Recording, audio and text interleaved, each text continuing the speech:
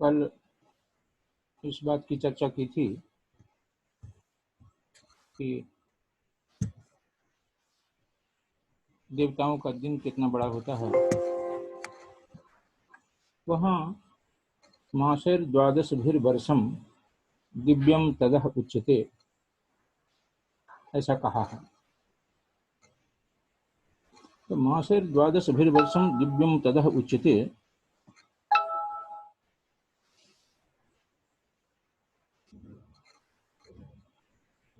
यह बात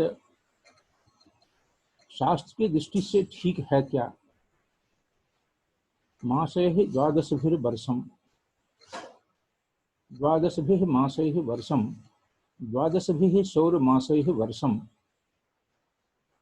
तच्च वर्षं दिव्यम अहः उच्यते।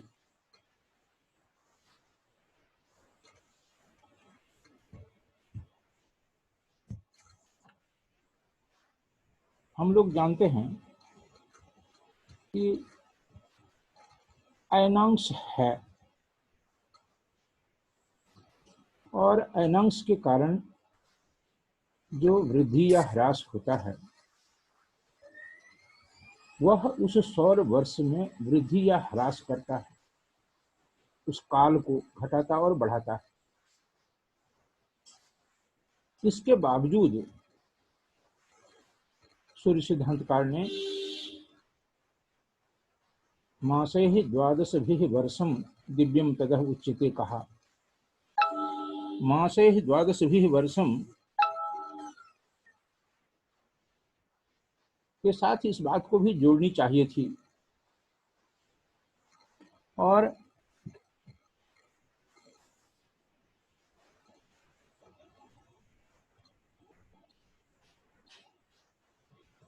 सिद्धांत शिरोमणिकार ने भी इसका समर्थन किया कि रवेश चक्र भोगोर्क वर्षम प्रतिष्ठम द्युरात्रम च देवासुराणाम तदेव। तो दोनों ही जो पक्ष हैं, सौर पक्ष और इधर जो भास्कर का पक्ष है, ब्रह्म पक्ष, इन दोनों ने ही एक ही बात कही। सूर्य सिद्धांतकार ने कहा कि मासैः द्वादशभिः वर्षम, और सिद्धांत शिरोमणिकार ने कहा रवेश चक्र भोगोर्क वर्षम। तो रवेश चक्र भोगोर्क वर्षम की जो बात कहते हैं तो वह जिज्ञासा तो स्वाभाविक है कि अयनांश को क्यों नहीं ग्रहण किया, जबकि हर जगह अयनांश ग्रहण करते हैं और स्वयं ही उन्होंने कहा भी है। सूर्य सिद्धांतकार हों या सिद्धांत शिरोमणिकार हों, दोनों पक्ष के लोगों ने अयनांश को स्वीकार किया है।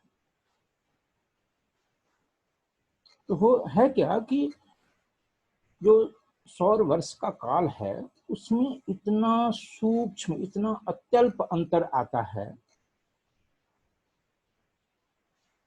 कि उसका महत्व नहीं समझा, अंडरस्टूड माना कि इतनी बात तो लोगों को समझ में आएगी ही, और इस बात को उन्होंने अलग से चर्चा नहीं की। इसीलिए रवेश चक्र भोगोर्क वर्षम प्रतिष्ठम या मासैः द्वादशभिः वर्षम दिव्यम तदः उच्यते ऐसा कहा। अब बात यह है कि ज्योतिष शास्त्र जो प्रत्यक्ष है उसको प्रमाण मानता है, अनुमान को भी मानता है, अनुमान प्रमाण भी है, लेकिन जो प्रत्यक्ष प्रमाण है उसे सर्वप्रथम ग्रहण करता है। तो हमने कह दिया या आपने कह दिया या सूर्य सिद्धांतकार ने कहा कि मासैः द्वादशभिः वर्षम दिव्यम तदः तद अहः तद दिव्यम अहः उच्यते, और वहां भी उन्होंने रवेश चक्र भोगोर्क वर्षम प्रतिष्ठम कह दिया। तो फिजिकली इसे हम देखेंगे कैसे कि एक वर्ष का एक दिन होता है? यदि कोई देखना चाहे कि एक वर्ष का एक दिन होता है तो वो कहाँ होता है, वो दिखा दें। अभी हम लोगों का जो दिन और हम लोगों की रात होती है, तो हम लोग उसमें देखते हैं कि दिन है और फिर रात है, और दोनों को मिलाकर जो अहोरात्र है उसका काल कितना बड़ा होता है, इसकी गणना करते हैं, प्रत्यक्ष अनुभव करते हैं और देखते हैं। यदि किसी को कहा जाए कि यह जो हमारा दिन है, इस दिन के मुताबिक जब 1 वर्ष होंगे उतना बड़ा दिन रात होगा, तो स्वाभाविक रूप से लगता है कि यह अतिशयोक्ति तो नहीं है। तो ज्योतिष शास्त्र में अतिशयोक्ति का स्थान नहीं है, इसे दिखाना होगा कि कहाँ है। तो पहले हम अपना दिन और रात देखते हैं कि हमारे दिन की क्या परिभाषा है। आप सूर्य सिद्धांत की व्याख्या में जाएंगे तो कहा है कि दिनं दिनेशस्य यतोत्र दर्शने, कि सूर्य का जब दर्शन होता है तो दिन है, और जब अदर्शन होता है तो रात्रि होती है। यहाँ व्यावहारिक दृष्टि से इस बात को समझना जरूरी है कि हम शास्त्र में पारिभाषिक रूप से दिन कहने से दिन और रात्रि दोनों का बोध करते हैं, इसलिए यहाँ भ्रम नहीं हो। दिन और रात को अलग अलग बताने के लिए दिन कहने मात्र से दिन और रात दोनों का बोध समाज में भी होता है और शास्त्र में भी होता है। यदि आप किसी से पूछते हैं कि आप कितने दिनों बाद आएंगे, और वे बताते हैं कि मैं 5 दिनों बाद आऊँगा, तो उस 5 दिन कहने में सिर्फ 5 दिन ही नहीं है, 5 दिन भी है और 5 रातें भी हैं। तो व्यवहार में भी दिन कहने से दिन और रात दोनों का ही बोध होता है, और शास्त्र की दृष्टि से भी दिन कहने से दिन और रात दोनों का बोध होता है। लेकिन यहाँ अलग से कहा है कि दिनं दिनेशस्य यतोत्र दर्शने, क्योंकि बताना है कि कितना बड़ा दिन होगा, कितनी बड़ी रात होगी। इसको रात और दिन को अलग अलग करके बताने की बात है कि इसको बताना होगा। तो इसको जब बताने की बात है, इसलिए अलग से कहा है।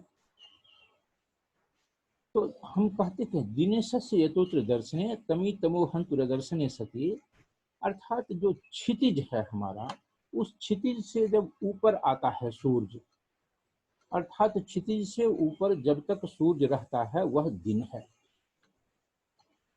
तो हम इसमें यह देखें कि हमारा क्षितिज कहाँ है, इसका ज्ञान कैसे करते हैं। तो हम पहले इसको देखते हैं कि हम भूमध्य में या भूपृष्ठ पर कहाँ हैं। यह तो पता है, जहां भी हैं भूपृष्ठ पर, भूगर्भ में जो केंद्र है पृथ्वी का, भूगर्भीय केंद्र, उस गर्भीय केंद्र से भूपृष्ठ पर जहां हम हैं उस स्थान को स्पर्श करता हुआ सूत्र आकाश में जाता है, जहां वह खमध्य मानते हैं, आकाश मध्य मानते हैं। किसके लिए? जिसके लिए गणित करते हैं। आप जहां भूपृष्ठ पर हैं, भूगर्भीय केंद्र से आपके पृष्ठ स्थान को स्पर्श करता हुआ सूत्र आकाश में जहां जाता है वह आपके लिए आकाश मध्य है, खमध्य है। उसे खस्वस्तिक भी कहते हैं। और उस खस्वस्तिक से 90 अंश का एक चाप का खंड लेते हैं। तो सपोज कि यह एक पृथ्वी है, और इस पृथ्वी के ऊपर यहाँ भूपृष्ठ पर आप हैं।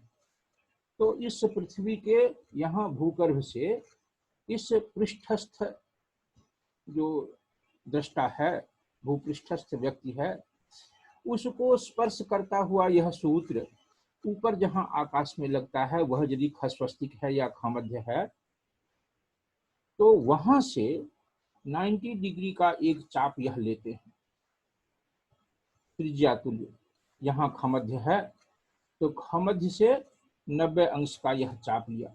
अब खमध्य से 90 अंश का उधर भी चाप हो सकता है, खमध्य से 90 अंश का इधर भी चाप होगा, खमध्य से 90 अंश का इधर भी चाप होगा।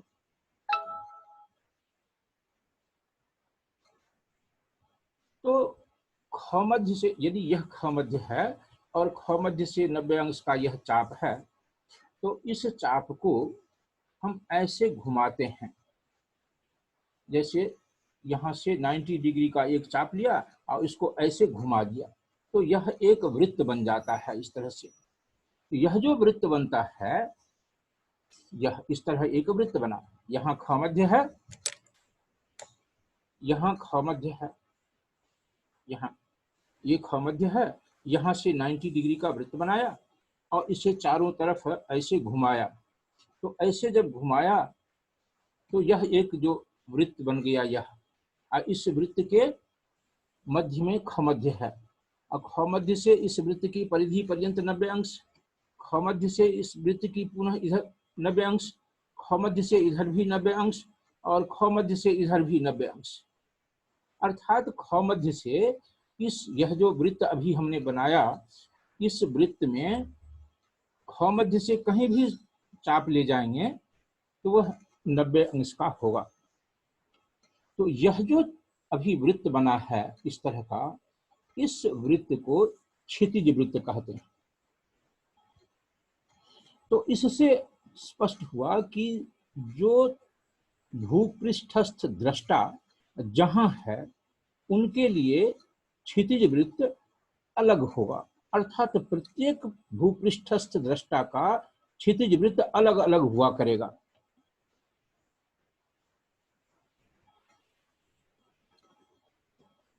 तो हमारा जो क्षितिज है, उस क्षितिज में जब सूर्य आता है और क्रमशः पुनः अस्तक क्षितिज को प्राप्त करता है, तो उदयक क्षितिज से अस्तक क्षितिज पर्यंत का जो काल है वह हमारा दिन होता है। तो जिनकी बात आप करते हैं कि रवेश चक्र भोगोर्क वर्षम प्रदिष्टम द्विरात्रम च देवासुराणाम तदेव, या मासेर द्वादश भीर वर्षम दिव्यम तदह उच्यते, यह बात जिनके लिए करते हैं उनका पृष्ठ स्थान कहाँ है जिससे 6 महीने तक उनके क्षितिज से सूर्य ऊपर रहता है, इसको भौतिक रूप से दिखाना है।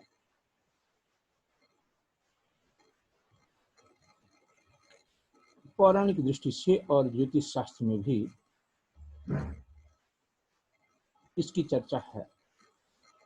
हम एक यह गोल लेते हैं, इस गोल में यह उत्तर दिशा है और यह दक्षिण दिशा है। तो यह उत्तर दिशा है, यह दक्षिण दिशा है और यह एक गोल है 3। तो इस उत्तर दिशा में यह दक्षिणी ध्रुव है और यह उत्तरी ध्रुव है और यह ध्रुव सूत्र है। इसके चारों तरफ से इस तरह से यह पृथ्वी है। इस पृथ्वी का यह ध्रुव सूत्र है, इसमें यह उत्तरी ध्रुव है और यह दक्षिणी ध्रुव है। तो इस तरह से जो यह ध्रुव सूत्र है, कहते हैं यह जो ध्रुव है उत्तरी ध्रुव, इस उत्तरी ध्रुव में जिनका पृष्ठ स्थान हो अर्थात खमध्य हो, इस उत्तरी ध्रुव में जिनका खमध्य हो उनका क्षितिज वृत्त कहाँ होगा? यह उत्तरी ध्रुव है, यह दक्षिणी ध्रुव है।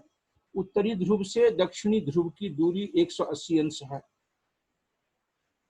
और इधर का भी चाप 180 अंश का है। तो यह जो उत्तरी ध्रुव है, इस उत्तरी ध्रुव में जिनका खमध्य है, तो यहाँ से 90 अंश का चाप यहाँ तक आया और इसको ऐसे घुमाने से एक वृत्त बनेगा। तो उत्तरी ध्रुव से 90 अंश का चाप लेकर इसे इस तरह से घुमाने पर जो वृत्त बना, वह उस व्यक्ति के लिए, उस भूपृष्ठस्थ दृष्टा के लिए क्षितिज वृत्त होगा इस तरह का, जिसका खमध्य ध्रुव उत्तरी ध्रुव में है।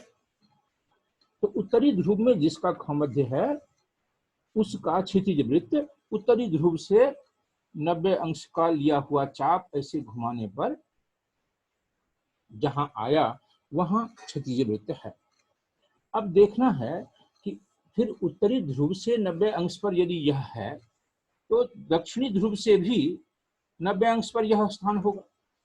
तो उत्तरी ध्रुव में देवताओं का वास है और दक्षिणी ध्रुव में दैत्यों का वास, ऐसा पौराणिक कथन और ज्योतिष शास्त्र में भी परंपरा से हम लोगों को ज्ञात है। तो अब देखना क्या है कि सूर्य इस क्षितिज वृत्त से, यह जो क्षितिज वृत्त हुआ, यह किसका क्षितिज वृत्त है? यह देवताओं का क्षितिज वृत्त है और असुरों का भी क्षितिज वृत्त है, क्योंकि दक्षिण ध्रुव में जो है उनके लिए भी यह क्षितिज हुआ और उत्तरी ध्रुव के लिए भी यह क्षितिज हुआ। तो यह जो क्षितिज है, इस क्षितिज से उत्तर जब तक सूर्य रहेगा तब तक दिन होगा, क्योंकि क्षितिज से यहाँ, यह अगर क्षितिज है तो इस क्षितिज से पुनः आधे भाग तक, यहाँ से शुरू होकर के और अस्तक क्षितिज तक जब तक सूर्य रहेगा तब तक दिन होगा। तो अब इसमें एक आवश्यक बात जानना जरूरी है, यह क्षितिज वृत्त क्या है इसको अभी नहीं देखते हैं।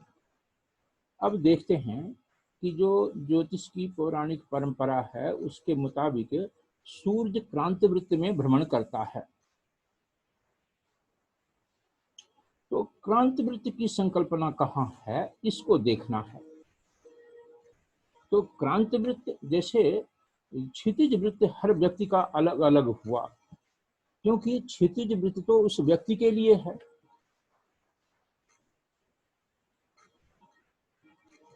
क्षितिज वृत्त उस व्यक्ति के लिए है, लेकिन क्रांति वृत्त तो सूर्य के लिए है, सूर्य का चलन मार्ग है, सूर्य का स्थान है, तो वह तो संपूर्ण विश्व के लिए एक ही होगा।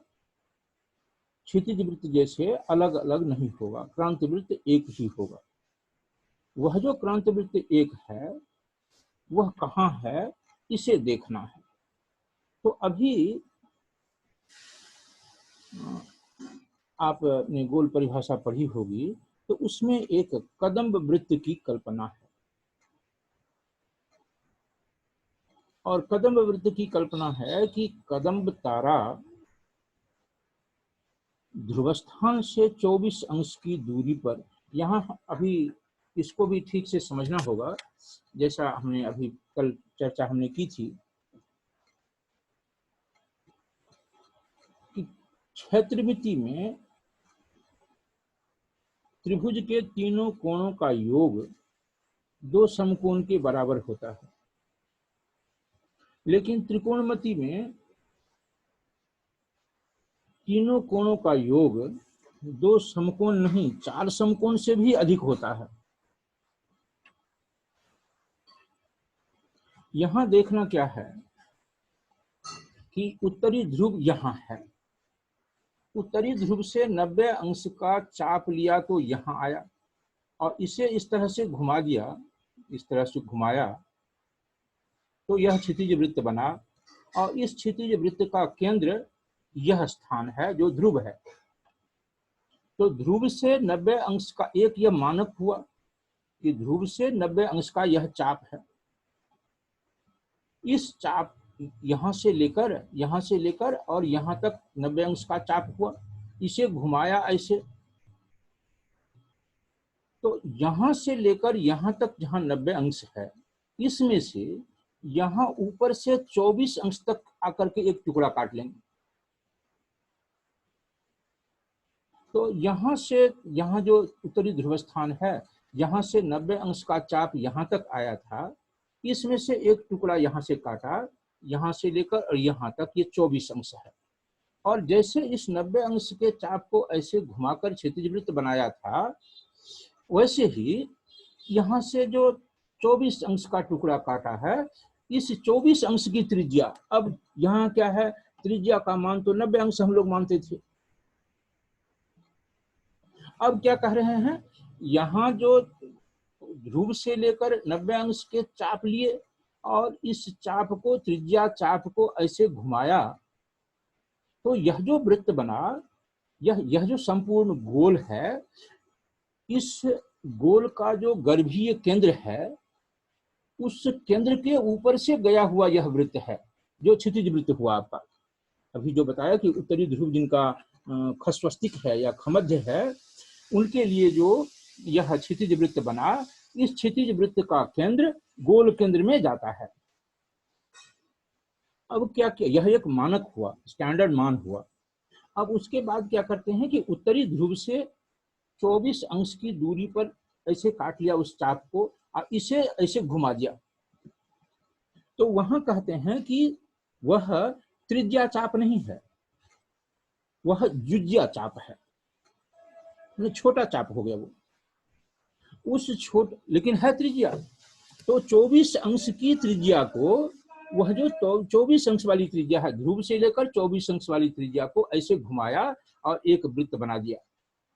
उस वृत्त का केंद्र इस बड़े वृत्त के केंद्र से पृथक है,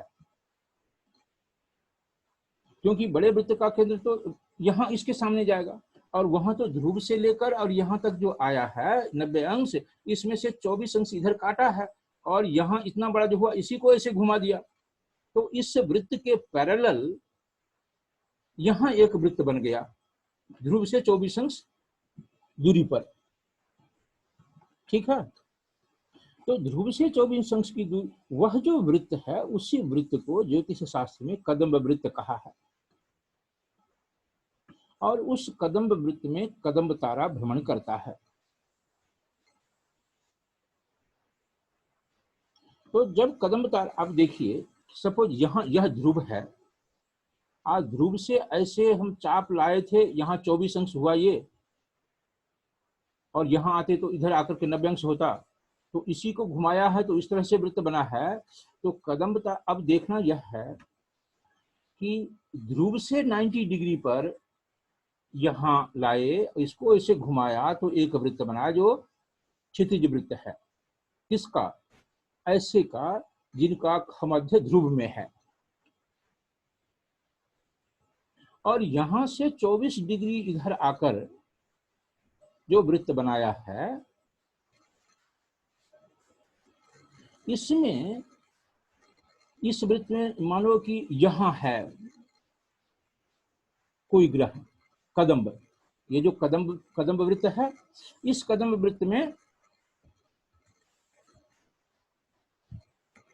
इस कदम्ब वृत्त में यहां मान लो कदम्ब है, तो कदम्ब है, यहां ध्रुव है और यह कदम्ब है। तो इस ध्रुव से 90 अंश पर चाप लेकर ऐसे बनाया तो यह क्षितिज वृत्त बना था, और यहां से यह 24 अंश है, ये कदम्ब वृत्त बनाया, इसमें यहां कदम्ब तारा है। तो इस कदम्ब तारा को केंद्र मान लें, और यहां से 90 डिग्री पर जब इधर ले जाएंगे, एक वृत्त बनाएंगे, तो वह वृत्त इससे पहले वाला जो वृत्त बनाया था उसको क्रॉस करेगा। कैसे क्रॉस करेगा? तो एक वृत्त तो ऐसे बना हुआ है और दूसरा वृत्त ऐसे बनेगा। क्यों ऐसे बनेगा? क्योंकि एक का केंद्र तो यहां था और दूसरे का केंद्र उससे इतना इधर 24 अंश इधर आ गया। तो 24 अंश जब इधर आ गया तो इसको केंद्र मान करके जब बनाएंगे, तो ये जो क्षितिज वृत्त बना था उसका जो यह वाला हिस्सा है, परिधि वाला, ये तो 24 अंश इधर खिसक जाएगा, नीचे आएगा। तो ये जब ऐसे अगर वृत्त है, ऐसे वृत्त है या इस तरह से वृत्त है, और ये 24 अंश खिंचके, और 24 अंश अगर खिसकेगा तो ऐसा नहीं, देखो ऐसा नहीं होगा कि ऐसे चला जाएगा खिसक करके, यह खिसकेगा तो ऐसे हो जाएगा। और तो ऊपर वाला जो हिस्सा है वृत्त परिधि का, वह दक्षिण की ओर झुकेगा, और उस वृत्त का नीचे वाला जो भाग है परिधि, वह उत्तर की ओर झुकेगा। क्योंकि कदम्ब तारा से जो वृत्त बनाया है वह 90 अंश पर बनाया है, ध्रुव स्थान से 24 अंश पर बनाया था कदम्ब वृत्त। लेकिन यह जो कदम्ब तारा को केंद्र मानकर वृत्त बनाया है वह 90 अंश पर बनाया है। तो 90 अंश पर जब बनाएंगे तो यह जो ऐसे वृत्त था वह अब ऐसे बनेगा, और इस वृत्त का केंद्र और पहले जो बनाया था उस वृत्त का केंद्र, दोनों का गर्भीय केंद्र एक ही होगा, दोनों का गर्भीय केंद्र एक होगा। तो अब दोनों वृत्त की दूरी ऊपर में, एक यह वृत्त है और एक यह वृत्त है। तो एक ऐसे वृत्त है, एक ऐसे वृत्त है, एक ऐसे है वृत्त और एक ऐसे है वृत्त। तो इन दोनों की जो दूरी है ऊपर परिधि की, वो अधिकतम, वो दूरी 24 अंश की होगी। और नीचे भी एक, क्योंकि एक वृत्त ऐसे है और दूसरा ऐसे है, तो इसकी दूरी 24 अंश और नीचे भी इसकी दूरी 24 अंश होगी।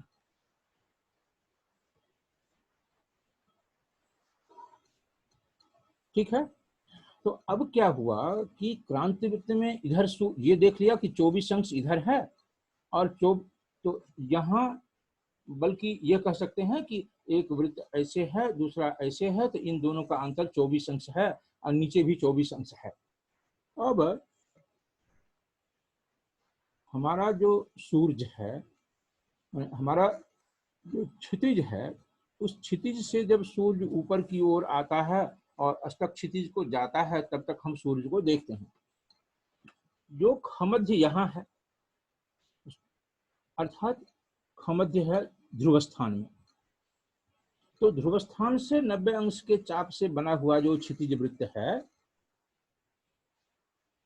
वह नाड़ी वृत्त है, क्योंकि ध्रुव स्थान से 90 अंश पर नाड़ी वृत्त होता है। तो अब ये देखना है कि ऐसा दृष्टा जिनका खमध्य ध्रुव में है, उनका क्षितिज वृत्त नाड़ी वृत्त हुआ, और जो क्रांति वृत्त है वह ध्रुव से 24 अंश की दूरी पर जो कदम वृत्त बना है, जिसमें कदम तारा भ्रमण करता है, वो कदम तारा जब ध्रुव से इधर की ओर है, तो क्रांति वृत्त इस नाड़ी वृत्त से 24 अंश यहाँ दक्षिण नीचे की ओर चला जाएगा। और यह कदम तारा घूमता हुआ जब ध्रुव से इधर की ओर, ये जो यहाँ ध्रुव है, तो ध्रुव से यहाँ जब था कदम तारा, तब तो नाड़ी वृत्त से क्रांति वृत्त 24 अंश इधर चला गया।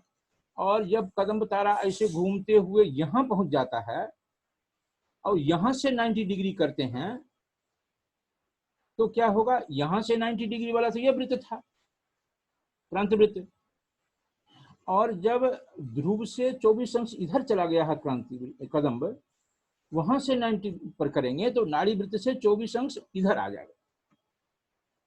हाँ, तो अब क्या हुआ कि एक नाड़ी वृत्त ऐसे है और क्रांति वृत्त कभी ऐसे होता है और कभी ऐसे होता है। इस नाड़ी वृत्त से 24 अंश इधर जाता है और 24 अंश इधर जाता है। तो यहाँ ये नाड़ी वृत्त है, यह भूमध्य है, यहाँ ये है ध्रुव स्थान है। तो यह जो भूमध्य है, इस भूमध्य से क्रांति वृत्त कभी 24 अंश ऐसे और फिर ये ऐसे आकर के 24 अंश फिर ऐसे, इस तरह से जाता है। अर्थात क्षितिज वृत्त से क्रांति वृत्त बराबर 2 टुकड़ों में बांटा गया। तो यहाँ जब यह नाड़ी वृत्त है और ऐसे अगर क्रांति वृत्त है, तो इस स्थान से और इस स्थान पर्यंत ये जो 6 राशियां हैं 90 अंशों की, इसमें जब तक उनका ऐसे चलन होगा, तो नाड़ी वृत्त से नीचे की ओर दक्षिण की ओर सूर्य रहेगा। ऐसे होता तो हम लोगों का दिन रात तो होगा, लेकिन नाड़ी वृत्त से तो नीचे है वो 6 महीने तक। तो जैसे तुम्हारे क्षितिज से नीचे सूर्य के रहने पर तुम्हें दिखाई नहीं देता है, वैसे ही ये जो जिनका खमध्य ध्रुव में है, उनको भी नाड़ी वृत्त से जब दक्षिण की ओर सूर्य रहेगा 6 महीने तक क्रांति वृत्त में, तो उस दृष्टा को नहीं दिखाई देगा। आपको अब की तो बात ही नहीं है, उसको दिखाई नहीं देगा। और जब फिर यह ध्रुव से कदम तारा इधर की ओर है 24 डिग्री, तो ऐसी स्थिति में नाड़ी वृत्त से 24 अंश इधर तक, अर्थात यहाँ से यह जो क्रांति वृत्त का खंड है, इसमें जब सूर्य रहेगा 6 महीने तक, तो यह जो दृष्टा है जिसका खमध्य ध्रुव में है, उन्हें 6 महीने तक सूर्य दिखता रहेगा। तो जैसे हम लोगों का स्वस्तिक या स्वखमध्य हमारे भूकेंद्र से पृष्ठ स्थान को स्पर्श करता हुआ सूत्र ऊपर की ओर जाता है और वह जहां लगता है वहां स्वखमध्य है, और वहां से 90 अंश की दूरी पर वृत्त बनाते हैं, वह क्षितिज वृत्त होता है। इस तरह से वैसे ही ध्रुवस्थ जिनका खमध्य है, ध्रुव में जिनका खमध्य है, यहाँ उनके लिए ये देखना होगा कि यहाँ ध्रुव में ही खमध्य है, उनका नाड़ी वृत्त क्षितिज वृत्त हो गया, और इस पर जो यहाँ इस तरह से क्रांति वृत्त है, इस क्रांति वृत्त में यहाँ से लेकर यहाँ तक अर्थात मेष, वृष, मिथुन, कर्क, सिंह और कन्या, इन 6 राशियों में जब तक सूर्य का संक्रमण रहेगा तब तक उनको सूर्य का दर्शन होता रहेगा। इसलिए 6 महीने का वहां दिन होता है और इधर 6 महीने की रात। जब उनका दिन होता है तो असुरों की रात होती है, और जब फिर यह इधर आ जाता है दक्षिण की तरफ, नाड़ी वृत्त से दक्षिण आ जाता है, अर्थात तुला, वृश्चिक, धनु और मकर, कुंभ, मीन में, तो ऐसी स्थिति में देवताओं के लिए